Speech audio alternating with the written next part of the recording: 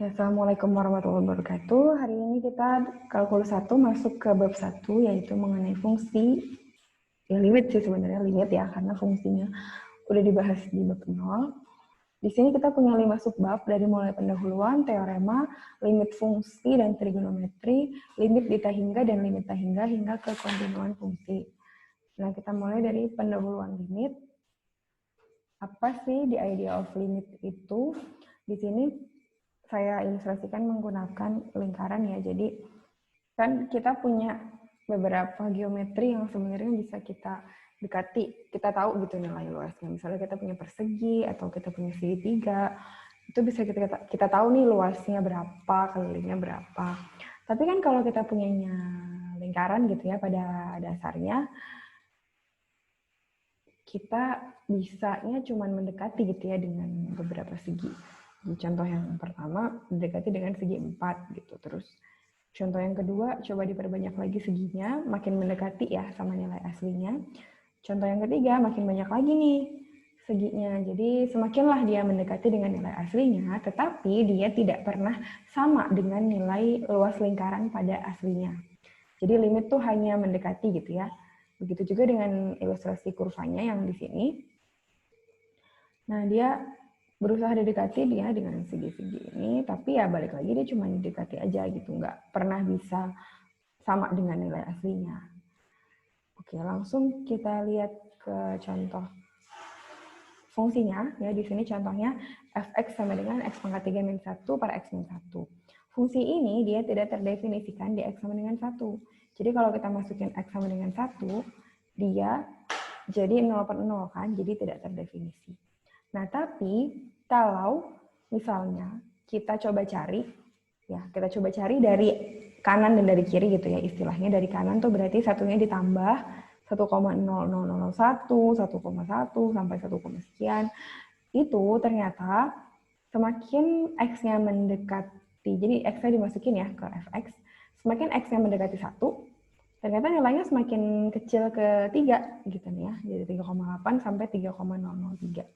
Begitu juga kalau kita dekati dari kiri. Dari kiri itu berarti dikurangin gitu ya. Jadi 0,9, 0,9999 gitu dan seterusnya. Nah, ternyata sama nih kalau x-nya semakin mendekati 1, y-nya semakin mendekati 3 nih. Dari 2,3 sampai 2,997. Nah, kalau kita lihat ke grafiknya di sini gitu ya, ternyata memang semakin x-nya nih kan, x-nya dari kiri sama dari kanan tadi ya, dari kiri sama dari kanan semakin dideketin ke 1, ternyata nilai y-nya di sini semakin dekat, memusat gitu ya, memusat ke 3. Artinya apa? Berarti ya udah karena limit kiri sama limit kanannya gitu ya, istilahnya mendekati 1, hasilnya mendekati 3, berarti limit x mendekati 1 dari fx adalah sama dengan 3. Tuh. Ini ide dasar dari limit. Nah, ini saya mengenalkan dulu deh dengan sebuah fungsi. Ini namanya adalah fungsi bilangan bulat terbesar. Jadi, dalam fungsi ini ya lambangnya yang ini nih, yang di sini y sama dengan kurung siku mutlak x gitu lambangnya. Nah, ini fungsi bilangan bulat terbesar dalam artian apa? Dalam artian namanya juga bilangan bulat ya. Jadi di sini kita maunya fungsi ini maunya cuma ada bilangan bulat. Nah, dia maunya bilangan bulat yang lebih kecil atau sama dengan x. Artinya gimana? Artinya gini. Misalnya yang dikasih misalnya berapa sih nilai dari 2,1. Nah, dia maunya ini jadi bilangan yang pertama harus bulat, yang kedua dia maunya lebih kecil daripada dia. Karena maunya lebih kecil dan maunya bulat, berarti dia jadinya 2. Nah, misalnya saya kasih lagi 3,5, 3,6 deh, 3,6. Nah, sama, dia maunya jadinya bilangan bulat dan lebih kecil. Berarti kita deketin ke 3 kan jadinya ya. Nah, yang agak tricky adalah misalnya dia minus aja sih. Misalnya saya kasih minus 1,5. Nah, ini kan dia kita maunya jadi lebih kecil. Tapi berarti bukan ke min 1 ya, tapi kalau lebih kecil dia akan mendekati ke min 2. Nah, bisa dilihat di grafiknya bahwa oh dia selama ada nih di sini misalnya ya. Nih, dia di sini sampai ke sini tuh sisanya tuh yang sebelah kanannya dia tuh kayak cuman garis. Artinya 1,1 sampai 1,9999 itu semuanya tuh nilai itu semuanya pada akhirnya bermuaranya menjadi 1 gitu, dibuletin ke 1. Nah, pas 2, oke, dia loncat nilainya kan bukan 1 ya. Di sini dia loncat nih, pas 2 dia nilainya ada di 2 gitu. Jadi dia ada nilai yang discontinue gitu di sini ya. Nah, ini namanya fungsi bilangan bulat terbesar. Oke, kita lanjut ke limitnya lagi ya. Tadi adalah intro untuk penjelasan selanjutnya. Nah, ini rumus umum dari limit. Hasil fx akan mendekati L jika x mendekati C. Tuh. Kemudian, tadi dari ilustrasi yang paling awal dijelasin bahwa limit itu dia dikatakan ada kalau memang dari kiri sama dari kanan kan nilainya sama ya. Nah, ini ada definisinya. Limit kiri biasa dinotasikan dengan x menuju C minus gitu ya. Di sini C minus. C-nya minus gitu ya kalau nggak jelas. Nah, itu fx didekati x menuju C dari kiri. Yang ini dia x menuju C plus ya. Jadi ini C minus, ini C plus. Fx didekati x menuju C dari kanan.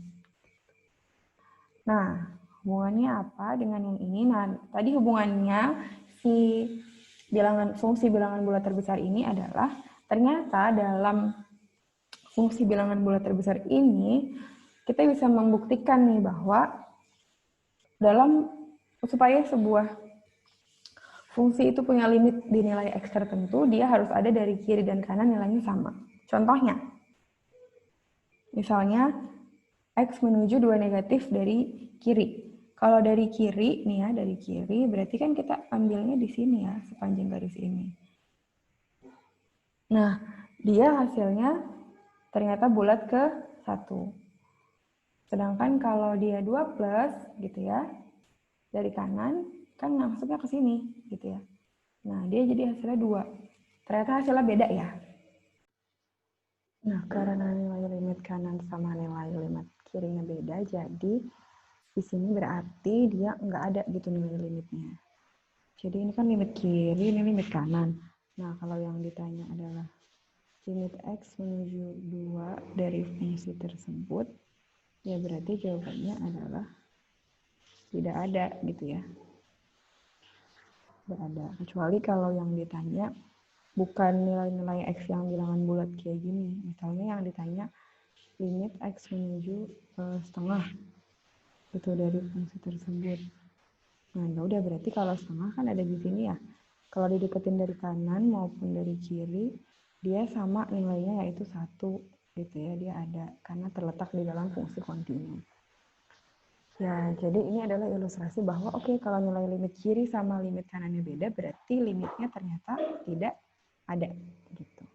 Nah, ini jadi pegangan dasar dalam limit ini bahwa limit x menuju C dari fx akan sama dengan L hanya jika limit kiri sama limit kanannya itu sama-sama menuju L. Ya, jadi intinya harus sama gitu limit kiri sama limit kanannya sama-sama L gitu ya, hasilnya barulah berarti limit x menuju C itu bisa dikatakan sama dengan L. Nah, contohnya di sini ya, contohnya di sini.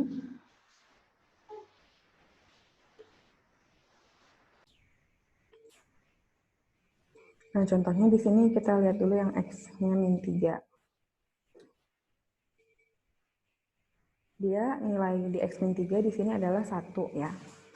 Kemudian kalau dari kiri dia x-nya y-nya menuju 2, kalau dari kanan dia y-nya menuju 2. Ya.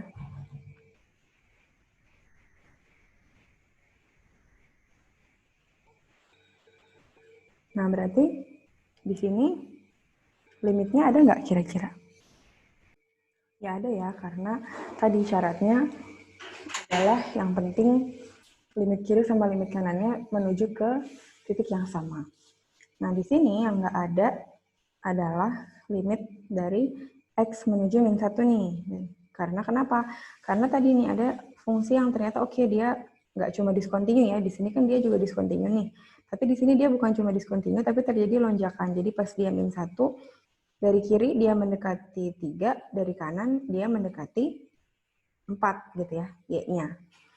Nah, jadi di sini dikatakan bahwa oke, limit X menuju min 1 Fx adalah tidak ada ya, doesn't exist. Apalagi yang nggak ada, ini ya, X menuju 2 min, dia juga doesn't exist karena ini adalah fungsi pas di sini dia vibrasinya gede banget kan. Naik turun besar banget sehingga nah kita nggak tahu deh limit kanan sama kirinya bisa jadi beda gitu ya. Jadi dikatakan juga limit X menuju 2 negatif, di sini dia nggak ada. Oke. Nah, ini ada sebuah teorema gitu ya, sebuah teorema. Jadi apabila limit X menuju C dari Fx sama dengan L gitu ya, maka gitu ya, untuk setiap epsilon ini ya yang di sini, untuk setiap ini bacanya epsilon, epsilon lebih besar daripada 0, terdapat delta lebih besar daripada 0 yang memenuhi Fx min L mutlak lebih kecil daripada epsilon, sedemikian rupa sehingga 0 lebih kecil daripada X min C mutlak lebih kecil daripada delta. Oke, jadi ini maksudnya gimana sih? Maksudnya gini, epsilon itu bilangan yang sangat kecil aja gitu ya,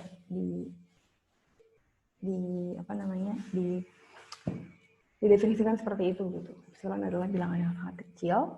Nah, maksudnya apa sih? Kenapa ada teorema ini? Ibaratnya gini, nih ini lihat gambar yang ini dulu ya, lihat gambar yang ini dulu. Jadi kalau kita punya nilai L, gitu ya, kita punya nilai L, terus tadi kan maunya Fx min L lebih kecil daripada epsilon, ya, yang ini, Fx min L lebih kecil daripada epsilon. Nah, karena dia mutlak, berarti di sini kita punya L min epsilon, gitu ya, kita punya L plus epsilon. Ya. Ini tadi mirip-mirip lah sama si definisi limit, bahwa dia kan hanya mendekati, ya mendekati. Jadi dari kiri sama kanan dia mendekati L. Nah, mendekatinya ini katakanlah dalam range-nya itu plus minus epsilon. Makanya di sini ada kata-kata epsilon ini. Nah, epsilon ini berkorespondensi atau berpasangan sama delta namanya. Delta ini adanya di X. Jadi kalau L tadi L plus minus epsilon, C ini dia jadinya plus minus delta di sini nih. Nah, berarti karena dia kesimpulannya karena dia namanya limit sih, karena dia namanya limit, berarti kita kan hanya bisa mengira-ngira bahwa nilainya ada di sekitar situ. Nah, epsilon sama delta ini memberikan range perkiraan yang lebih bisa dibayangkan gitu, bahwa oke, nilainya tuh nggak mutlak, tapi bisa jadi nilainya ada di range yang di tempat abu-abu ini, yaitu dari L plus minus epsilon sampai C plus minus delta ya. Dia akan membuat sebuah blok gitu ya. Oke, berarti nilainya kurang lebih ada di dalam blok itu gitu. Ya, ini adalah sebuah teorema yang biasanya harus dibuktikan. Contohnya gimana? Contohnya gini, buktikan bahwa limit X menuju 2 dari 2X min 1 adalah sama dengan 3. Ini maksudnya buktikan dengan teorema limit yang tadi itu ya. Buktikan dengan teorema limit yang tadi. Nah, berarti kan kita tahu nih bahwa untuk membuktikan ini kita harus menuliskan dalam persamaan yang tadi ini nih. Persamaan yang Fx min L lebih kecil daripada delta, kemudian 0x min C lebih kecil daripada delta. Oke, pertama-tama berarti kita tulis dulu bahwa ya untuk yang nomor 1 kan X-nya 2 ya. Tadi itu persamaannya adalah, nah ini tadi soalnya limit X menuju 2, 2X min 1 sama dengan 3, syaratnya adalah ini ya tadi kan. 0 lebih kecil daripada mutlak X min C lebih kecil daripada delta, sedemikian rupa sehingga terdapat mutlak Fx min L lebih kecil daripada epsilon. Nah, berarti di sini kita definisikan dulu bahwa untuk setiap epsilon yang lebih besar daripada 0 dan untuk delta yang lebih besar daripada 0 itu terdapat 0 yang lebih kecil daripada mutlak X min 2 ya, X min C, lebih kecil daripada delta, gitu ya, sedemikian rupa sehingga terdapat fx min L, yaitu berarti 2x min 1 min 3 ya, 2x min 4 lebih kecil daripada epsilon. Nah, kita tuh pengen cari tahu hubungan si delta sama epsilonnya. Ya, misalnya, oke, di sini kita jabarin lagi si 2x min 4-nya ini. Berarti kan 2x min 4 lebih kecil daripada epsilon ini, sama aja boleh saya keluarin 2-nya ya. Mutlak 2 dikurangi dengan x min 2 gitu ya, akan lebih kecil daripada epsilon. Nah, berarti x min 2 akan lebih kecil daripada epsilon per 2. Nah, berarti kalau saya misalkan gitu ya, saya misalkan epsilon ya. Jadi ini, pilih epsilon per 2 sama dengan delta. Udah deh, berarti kan di sini x min 2 lebih kecil daripada delta. Gitu ya.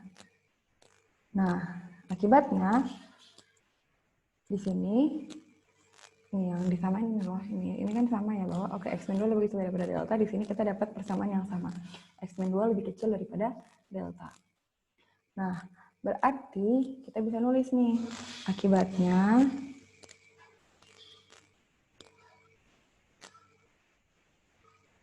untuk 0 lebih kecil daripada x min 2 lebih kecil daripada delta berlaku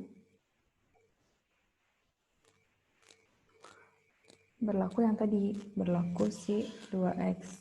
Kita jabarin lagi nih, 2x min 4 sama dengan 2 dikalikan dengan x min 2 lebih kecil daripada 2 delta gitu ya, sama dengan epsilon. Nah, ini kan 2 kali x min 2 berarti yang ininya delta gitu ya. Makanya di sini keluar 2 delta. Sama dengan epsilon maksud saya.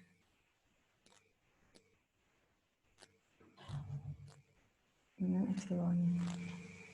Gitu. Jadi, oke deh. Jadi berarti kalau ditanya, jadi limit x menuju 2 dari 2x min 1 sama dengan 3 adalah benar. Gitu. Nah, jadi ini teorema ini tuh untuk membuktikan benar nggak sih limit 2x min 1 itu hasilnya adalah 3. Berarti kalau benar harusnya akan ada hubungan antara si delta sama epsilon itu tadi. Nah, hubungannya adalah ini tadi itu ya. Jadi kalau udah sampai sini, kita akan ganti dia dengan delta yang ada hubungannya sama epsilonnya. Itu hubungan epsilon sama deltanya di sini ada gitu ya. Oke, itu untuk soal nomor 1. Coba kita biar kebayang bahas lagi satu soal yang nomor 2, yaitu di sini limit x menuju 5 dari x kuadrat min 25 per x min 5 sama dengan 10. Oke, kita masuk lagi ke definisinya tadi, bahwa kita selalu pakai definisi awal gitu ya. Definisi 0 lebih kecil daripada x min c, mutlak x min c, lebih kecil daripada delta, sedemikian rupa, sehingga ada fx min L yang lebih kecil daripada epsilon. Berarti akan ada x kuadrat min 25 per x min 5 min L-nya 10 ya, lebih kecil daripada epsilon. Oke, nah ini bisa kita jabarin ya. Di sini x kuadrat min 25 per x min 5 kan berarti adalah x plus 5 sama x min 5. Di sini dia adalah x min 5. Dia min 10 lebih kecil daripada epsilon. Boleh dicoret ya. Tinggal x plus 5 min 10 berarti hasilnya adalah x min 5. Lebih kecil daripada epsilon. Nah, oke, kalau udah sampai sini ya, kita lihat nih kan x min 5 lebih kecil daripada delta.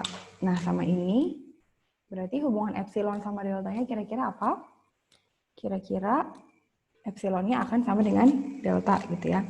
Ya udah berarti pilih gitu ya. Pilih epsilon sama dengan delta. Jadi tulis aja bahwa oke, untuk epsilon lebih besar daripada 0, pilih epsilon sama dengan delta. Nah, akibatnya berlaku gitu bahwa untuk limit tersebut dijabarin lagi lah di sini pokoknya. Akibatnya untuk 0 lebih kecil daripada x-5 lebih kecil daripada delta berlaku. Jabarin lagi yang di sini diulangi ya. Itu yang di sini diulangi bahwa oke, berlaku x kuadrat min 25 per x min 5 min 10 itu akan sama dengan x min 5. Nah, ini akan lebih kecil daripada delta. Yang delta ini adalah epsilon itu sendiri. Udah dia, berarti tinggal ditulis nanti kesimpulannya. Berarti terbukti bahwa limit ini adalah benar. Gitu, karena kita bisa menemukan hubungan epsilon sama deltanya. Oke, itu untuk yang contoh nomor 2. Ya, contoh nomor 2.